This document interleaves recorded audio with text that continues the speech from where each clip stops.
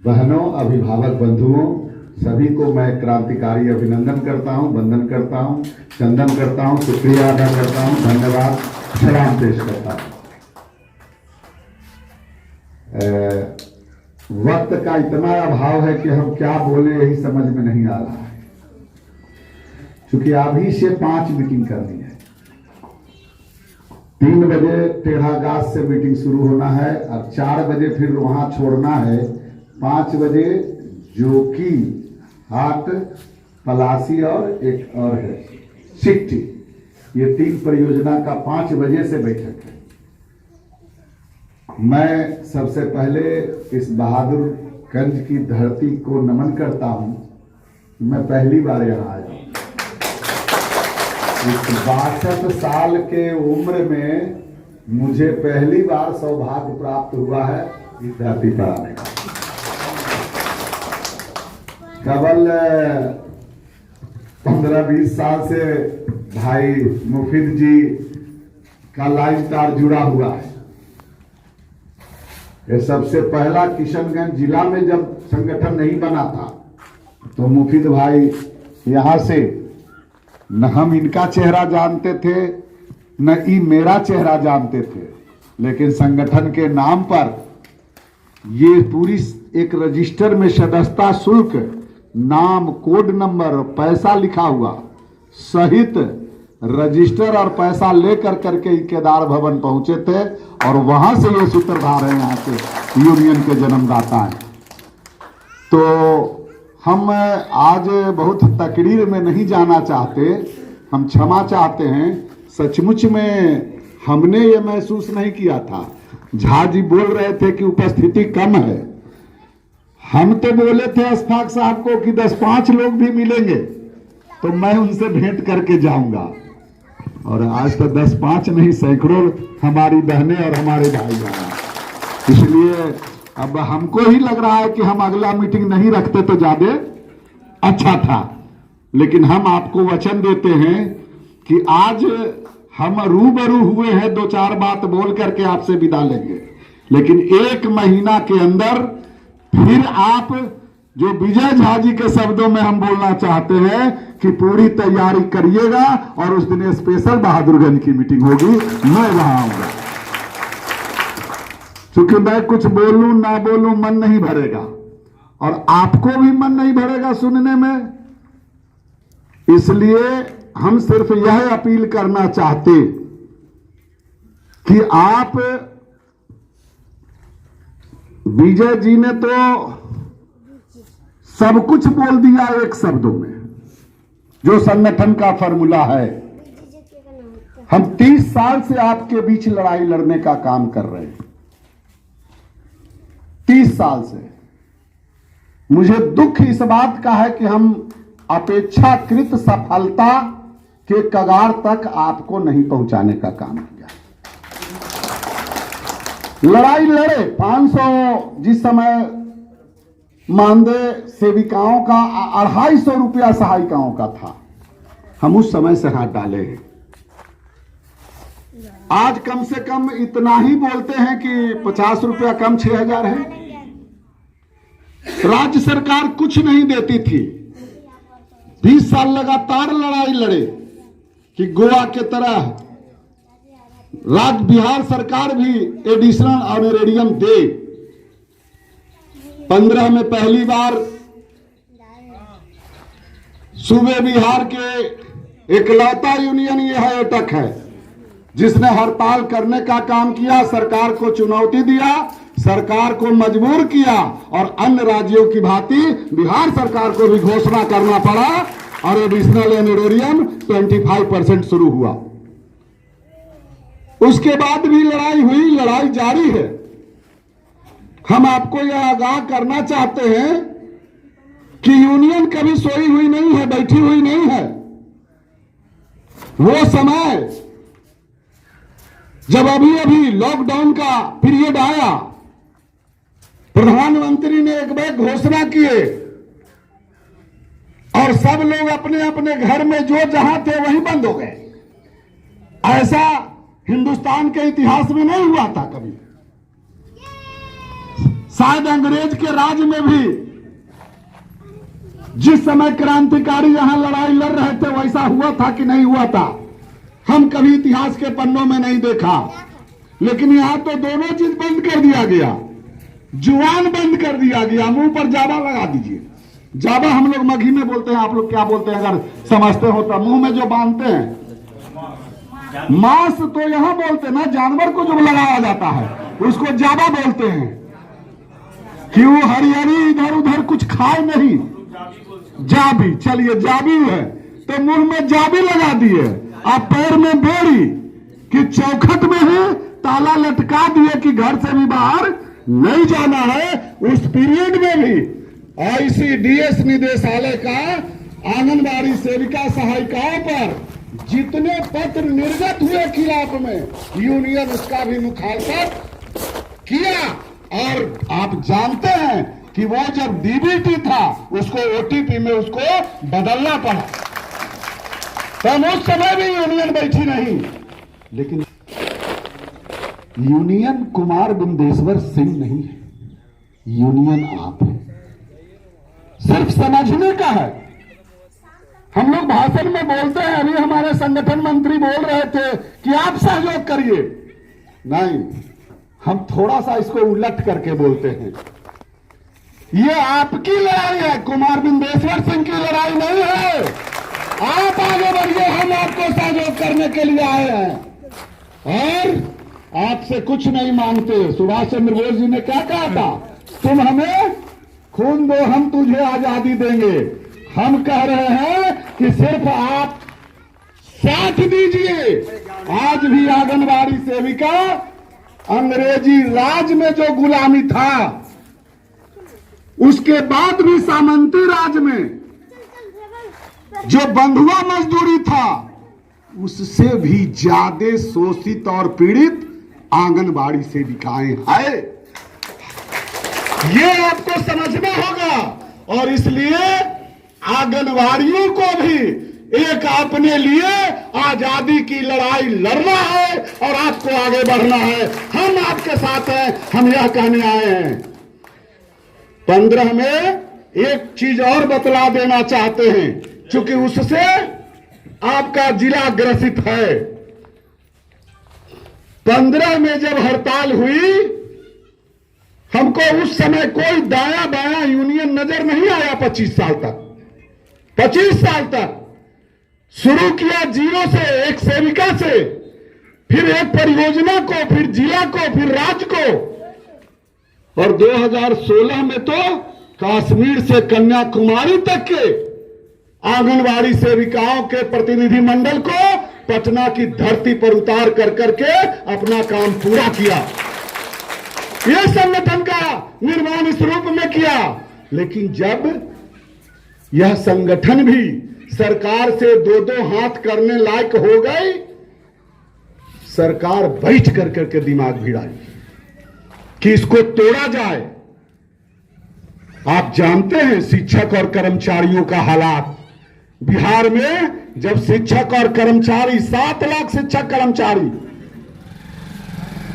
एक प्लेटफार्म पर हो गए, एक संगठन में हो गए, और जो उन्होंने लड़ाई दिया, वो शिक्षक भी आपसे दिगर नहीं थे, आप ही जैसा, उनको मानदेय भी नहीं मिलता था। उदाहरण लीजिए, आपके घर में, आप लोगों के यहां कोई ना कोई, किन्हीं के पिताजी होंगे तो किन्हीं के दादाजी शिक्षक होंगे, शनिचरा मिलता था, शनिचरा, नॉट मानदेय। 7 दिन पढ़ाओ, आज शनिचर के वो गमछा बिछा देते थे, आ मुट्ठी में लेकर करके कोई अनाज लेकर के आता था, कोई अधेला या दोकड़ा पैसा लेके आता था। वो समय था, समझिए उसको। और वही लेकर करके जो मिल जाता था ना, वो गमछी में लपेट कर करके और कंधा पर पोटरी रखते थे, और घर जा करके मास्टर जी, मास्टरनी जी के सौंपते थे कि इस हफ्ता का शनिचरा यही मिला है। आप कमजोर नहीं है, समझने की बात है। लेकिन वो शिक्षक और कर्मचारी जब संगठित हुआ, सरकार को झुकाया और आज दरोगा से ज्यादा वेतन मास्टर जी ले रहा है, ये आप समझिए। इसलिए ठीक कहा विजय झा जी ने, संघे शक्ति कलियुगे। जब तक संगठन नहीं होगा, संगठन ही आपका हथियार है, ये जान लीजिए।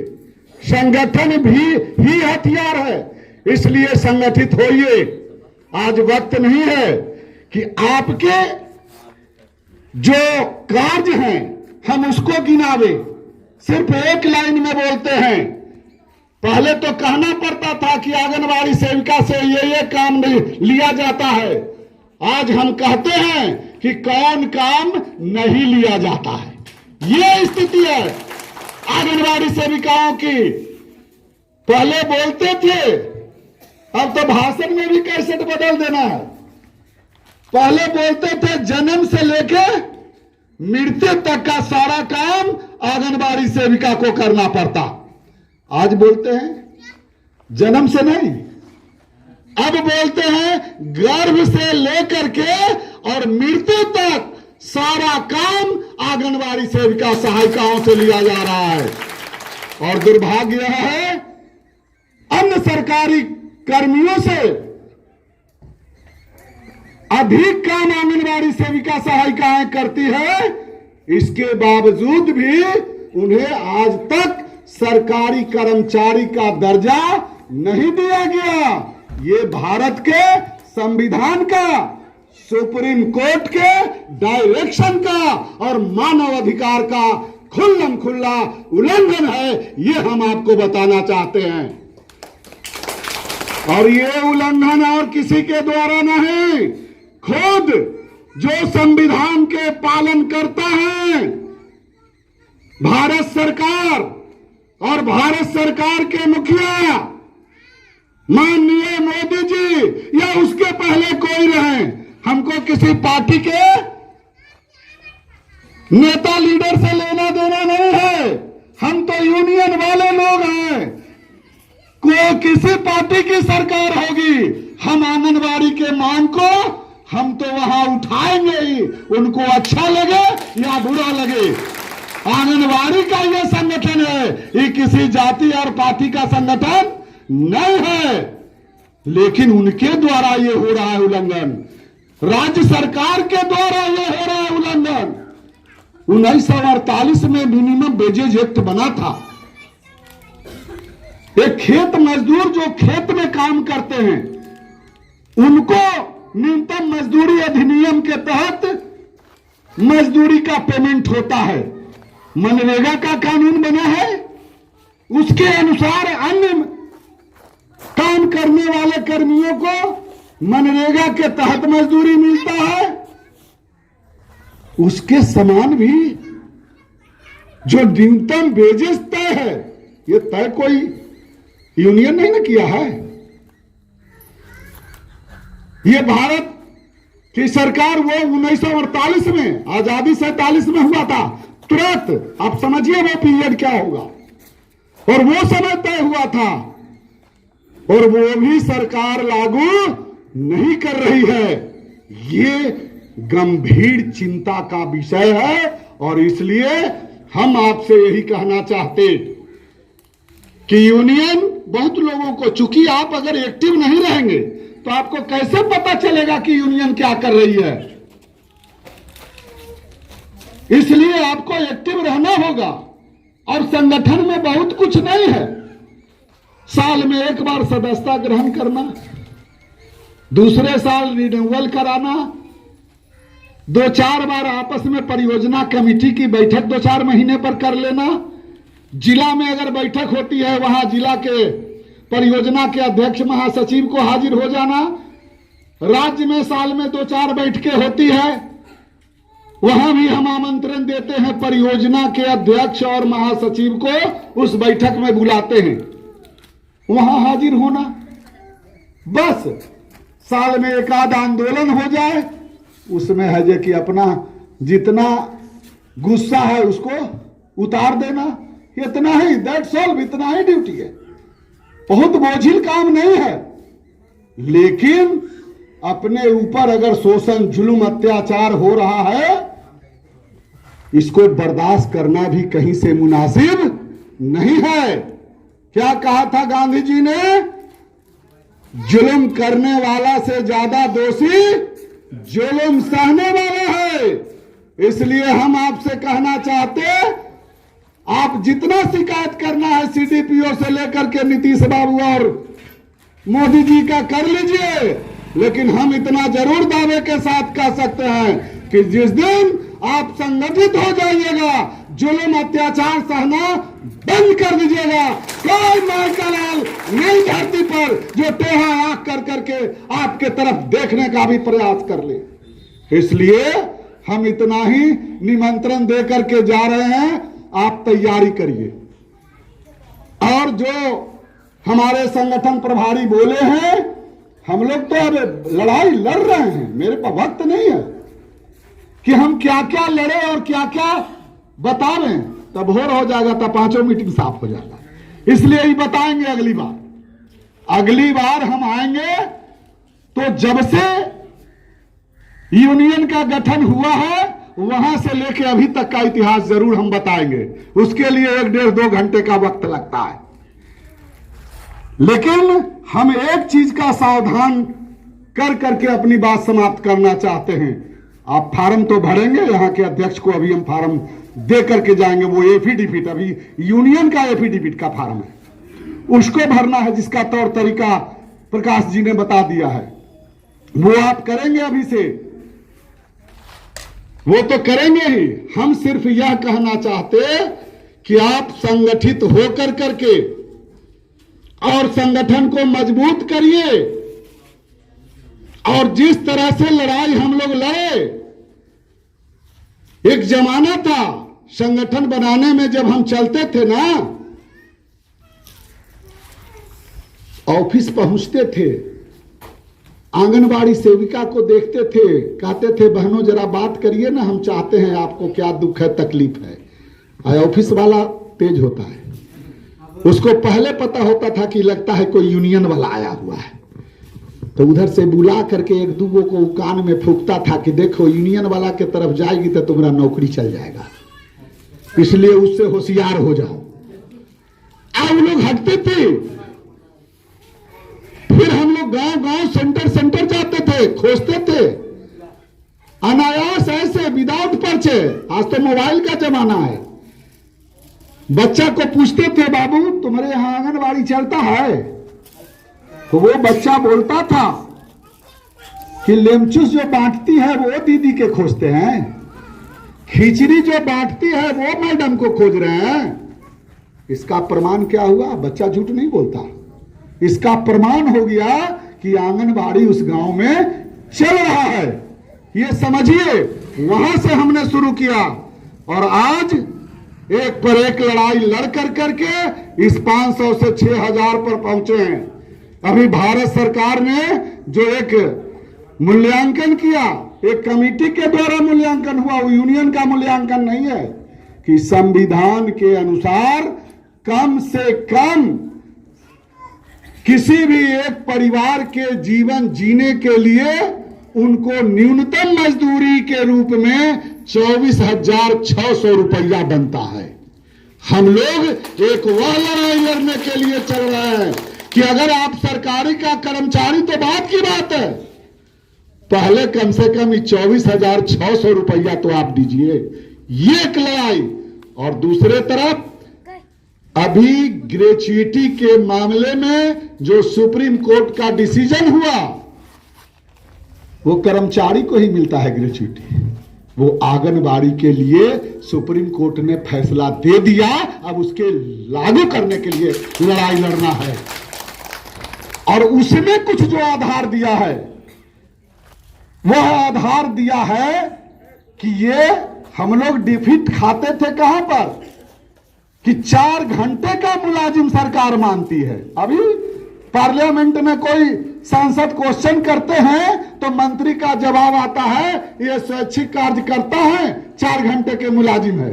इसलिए 96 में भी कर्नाटक ट्रिब्यूनल का फैसला रद्द हो गया था।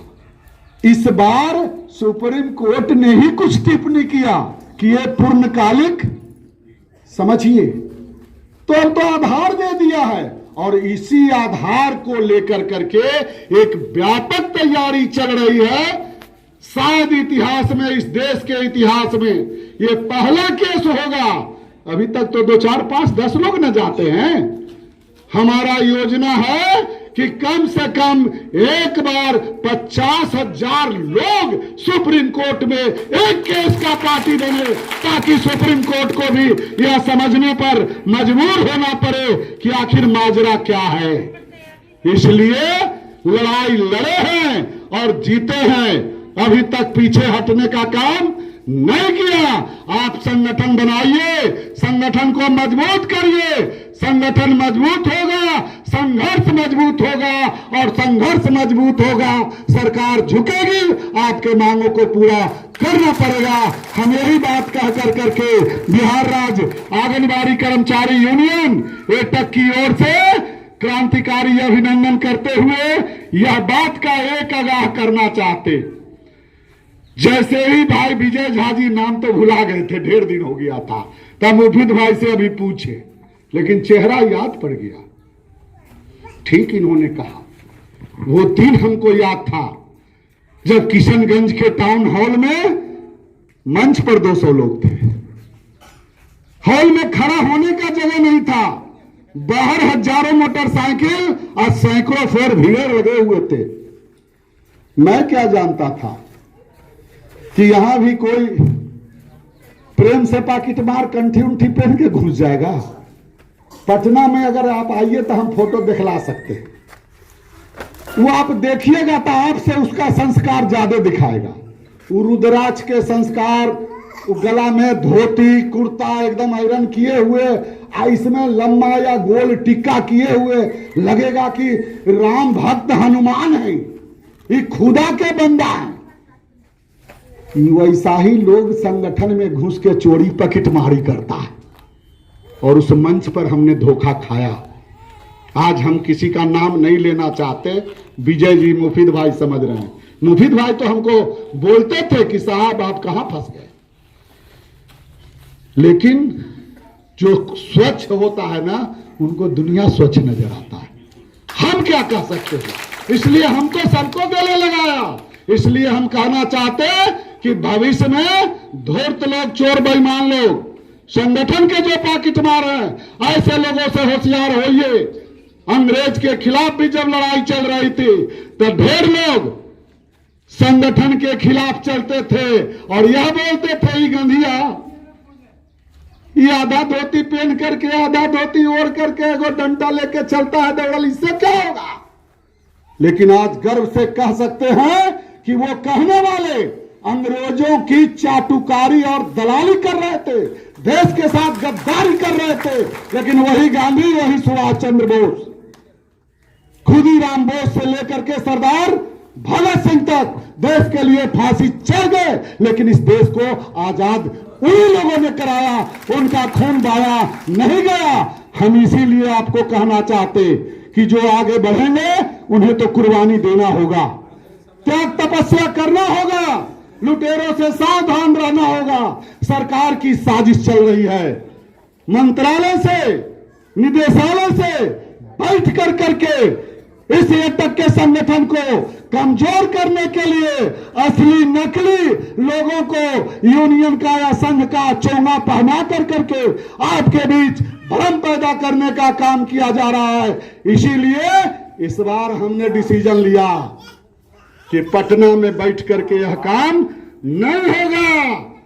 हम जिला में जाएंगे, हम परियोजना में जाएंगे, हम पंचायत तक जाएंगे और एकक सेविका सहायिकाओं तक जाकर करके उन्हें होशियार, उन्हें जगाने का काम करेंगे।